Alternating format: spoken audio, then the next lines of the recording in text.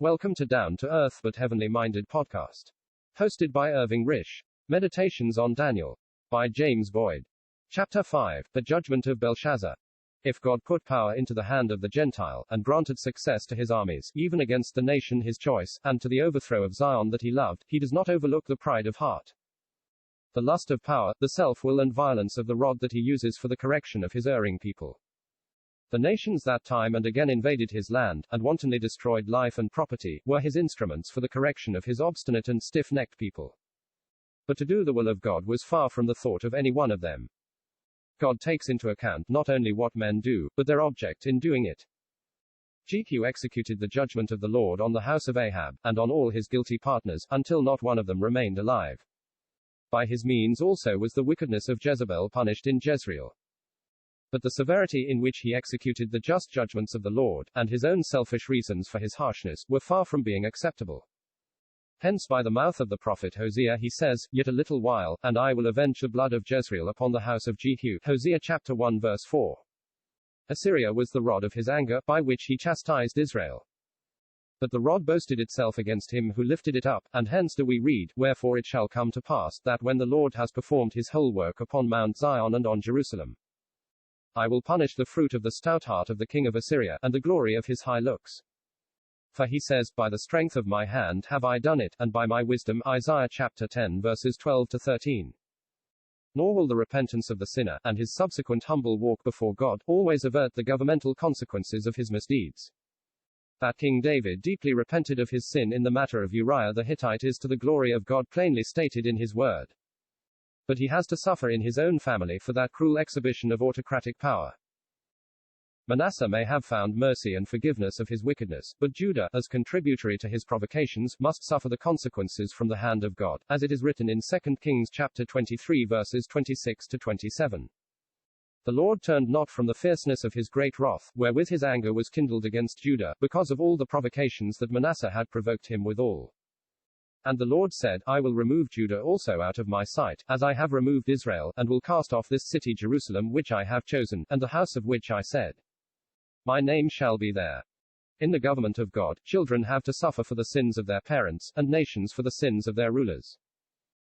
Men may murmur against this, and characterize it as injustice, but the fact remains, that should a man squander his inheritance and abuse his body, his children will have to suffer for it in want and weakness.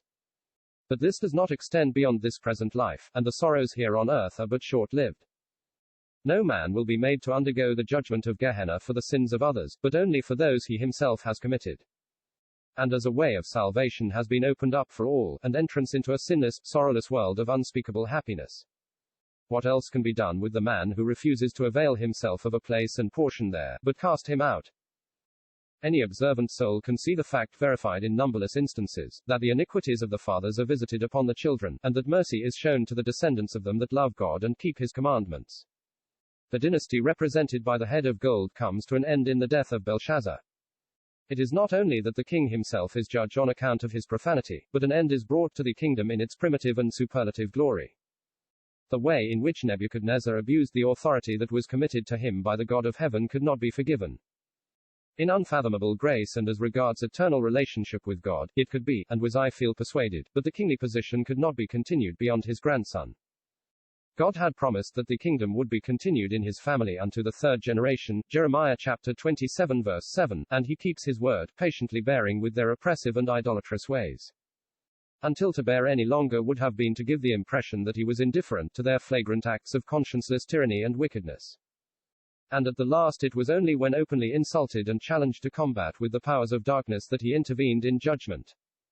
It is impossible to imagine that the dreadful sins of which Nebuchadnezzar was guilty could have been overlooked by God, for the judge of all the earth will surely do right. For his devilish idolatries, his determination to destroy out of his kingdom every faithful witness of Jehovah, as well as on account of the atrocious deeds of his successors, his dynasty had to be brought to an end. Though the sin of which Belshazar became guilty was sufficient of itself to bring down the judgment that fell from heaven upon his insolent head. The ways of God in his providential dealings with men are both wonderful and untraceable. But if we were only able to search him out, we would see how accurately all the actions that men do are weighed in the balance of the sanctuary. and how a fitting and just chastisement is meted out to every offender, and how, though it be true that the iniquities of the higher authorities are often visited upon those over whom they are placed, each human being receives according to his works. And in his government he makes no distinction between his own people and the godless world, except that the judgment may be more severe upon the former, for he had taught them better. But no judgment for his own reaches into eternity. 10 of the tribes of Israel were rent from Rehoboam, and in 1 Kings chapter 11 verse 11 we are told it was for the sin of Solomon.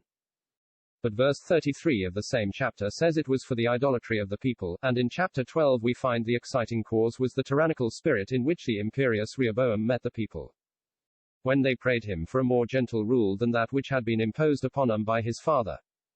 Had we only that which is said in 1 Kings chapter 11 verse 11, we would conclude that it all came to pass on account of the sin of Solomon.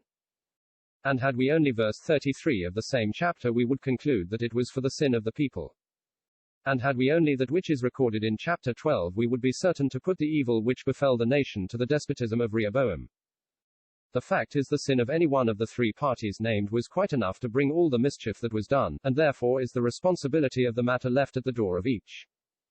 Let me, however, say again that this judgment is only governmental, and does not always reach into eternity, though in some cases no doubt it does, for some men's sins are open beforehand, going before to judgment, and some men they follow after. Likewise also the good works of some are manifest beforehand, and they that are otherwise cannot be hid. 1 Timothy chapter 5 verses 24 to 25.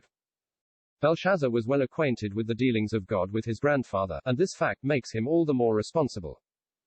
Where much has been, much must surely be required, and as Belshazza began his reign with a greater degree of light than did his grandfather, his godless conduct becomes all the more reprehensible. Accept the testimony rendered by the heavens and the earth, and whatever might be gathered from the providential dealings of God with the creature, Nebuchadnezzar had no light whatever, until he brought the captive Jews from Jerusalem, and came into contact with Daniel and his 3 confederates. But this could not be said of Belshazza, for the ways in which God had brought himself to light through these his servants was not hidden from him. Therefore must more be expected from him. But his evil doings witness to the sorrowful fact, that he had not in the least profited by the things of which he was made cognizant. But does man ever really profit by light graciously given by his Creator? What effect upon Israel had the mighty works that they had witnessed in the land of Egypt, or in the wilderness, which were done in their sight by the mighty hand of God? Except where divine and sovereign grace wrought in the hearts of men like Joshua and Caleb, as far as any lasting and good effect was produced, the works might just as well have never been done.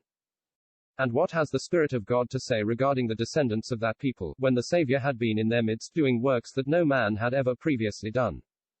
This only, though he had done so many miracles before them, yet they believed not on him. John chapter 12 verse 37. Belshazza the king made a great feast to 1,000 of his lords, and drank wine before the 1,000. Was he not every inch a king? Was he not head and ruler of the most powerful kingdom on earth? Was he not supreme even among his assembled lords? Had not his gods been most favorable to him? Was he not firmly established upon his glorious throne? Who could estimate the wealth with which he was surrounded? Had not the God of Israel, that once had triumphed over the Egyptians, been utterly defeated before the gods that he honored? Then he would celebrate the discomfiture of that God, whose devotees he held as slaves to the praise of his gods throughout his vast dominions. Belshazza, whiles he tasted the wine, commanded to bring the golden and silver vessels which his father Nebuchadnezzar had taken out of the temple which was in Jerusalem, that the king, and his princes, his wives, and his concubines might drink therein. The gauntlet is thrown down before the throne of Jehovah. The carousal is intensified as the holy vessels of the living God are borne into the vast assembly. The noise of the intoxicated singers praising the gods of gold, silver, brass, iron, wood, and stone, rises like a mighty hurricane, and the house trembles with the roar of drunken revelry. The drunken revelers thought not of the madness of Nebuchadnezzar and of the humiliation which he suffered at the hands of the God of Israel. They did not recall the fiery furnace and the contempt thrown upon the wrath of the king by that same God whom they despised.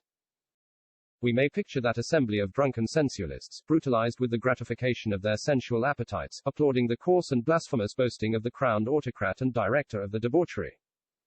And yet all that this man possessed, from the throne on which he sat to the breath that was in his nostrils, he owed to the clemency of the one whose glory he was so terribly and provokingly outraging. The madness of Nebuchadnezzar expressed itself in one way, the madness of this monarch in another. But suddenly a firm and throttling grasp is laid upon the king's revelry, and the silence of death falls upon the whole terror-stricken assembly. Upon the wall before the king the part of a man's hand is seen tracing letters and words upon the plaster. The countenance of the king is changed from boastful hilarity to abject terror, trembling lays hold of him, and his knees smite one against the other. He cannot read the writing, nor can any of the company that feast with him. In vain are the Chaldeans, soothsayers, and astrologers called in, they could neither read the writing nor make known the interpretation, though for the man that could do this there was scarlet clothing, a chain of gold for his neck, and a position of third ruler in the kingdom. But help is at hand. That which God had caused to be written was not to remain on the palace wall as an unmeaning and undecipherable spectre of fear. It was meant to be read and understood. But the king and his nobles must also learn whose hand it was that traced those words on the plaster of the king's palace.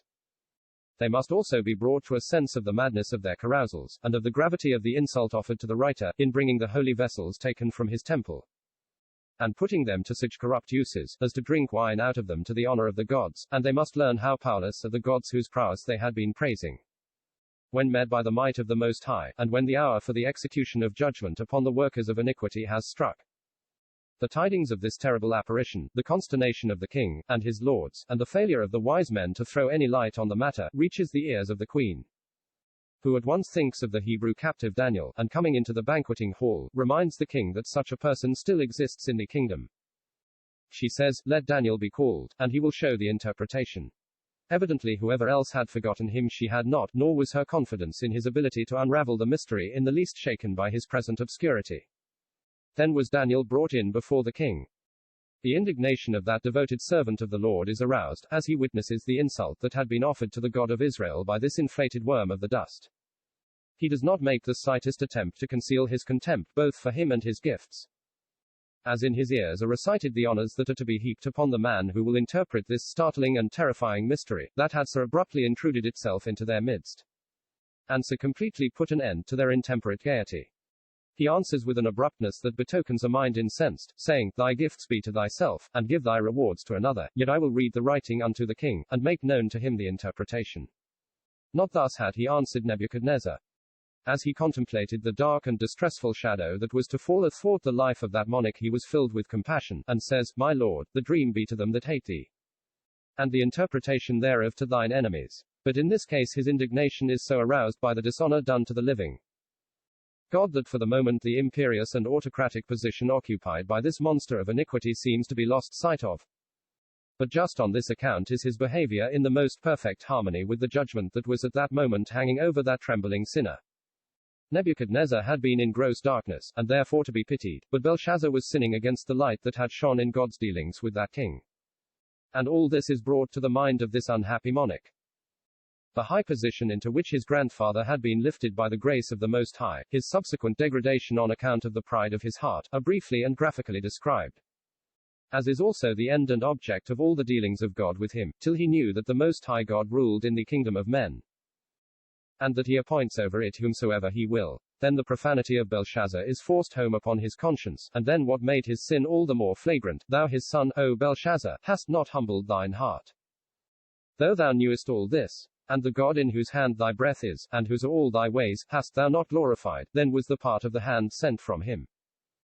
And this writing was written. His kingdom was numbered and finished, he himself weighed in the balances, and found wanting, the kingdom divided, and given to the Medes and Persians. A veil is drawn over his last moments. God fulfills his word to Daniel, and, in that night was Belshazza the king of the Chaldeans slain. The judgment of heaven follows hard upon the sentence inscribed upon the palace wall. Its execution was swift, sure, merciless, and thorough.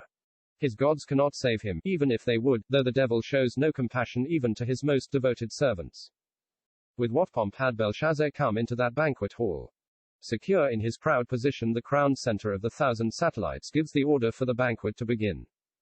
They eat and drink to the honor of the king and of the gods that he served, while almost within earshot a mighty foe is approaching, that will turn their intemperate boasting into shrieks of terror and the groans of dying men.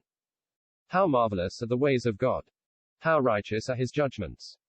And what a sense of security and rest of heart the knowledge of his intolerance of evil gives!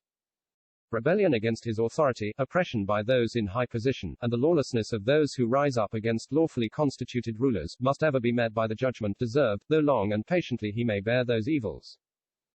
His hand had fallen heavily upon his people, who were raised up to be his witnesses in an idolatrous world, because of their faithlessness. But he knew how to safeguard his own name and reputation, and how to preserve his glory from going to another.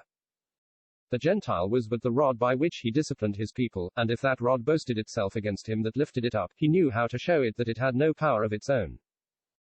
He will have the Gentile authority obeyed even by his own people, for that authority was set up by himself, but if in his pride of heart the Gentile will oppress that people, or seek to turn him away from himself, he must suffer the consequence. In this present day the gods of the Chaldean may be scoffed at, and those who serve such deities may be viewed as in gross darkness, and doubtless they are. But are not many returning to this state of things with terrific speed? What about all the honor that is being given to crosses, crucifixes, images, saints and angels, and bearing the head to a building set apart for the service of God? I am likely to be told that this is practiced because of that which is represented by such things. But did the images of silver and gold that the Chaldeans bowed to mean nothing? Was there nothing represented to the mind by such things? To put confidence in anything but the living God is idolatry. Even covetousness is said in Scripture to be idolatry, Colossians chapter 3 verse 5, for it is an evidence that something has displaced God in the affections of the heart. It is God who puts down one, and sets another up, though to put trust in him is contemptible in the estimation of this godless world. To bring God into anything today is viewed by most people as a remnant of bygone dark ages. Belshazza may have tried to make himself believe that the ascription of dominion, honor and power, rendered to the living God by his imperial grandfather, was but a remnant of the madness of those 7 sorrowful years, during which he was driven from the dwellings of men, and that the gods that countenanced and ministered to his degraded appetite were the only gods that were to be served by king or people. It is difficult to believe anything that is objectionable to one's nature, but exceedingly easy to believe that which testifies of a God endowed with passions like ourselves, and who therefore cannot judge them, or even rebuke them. In the creature,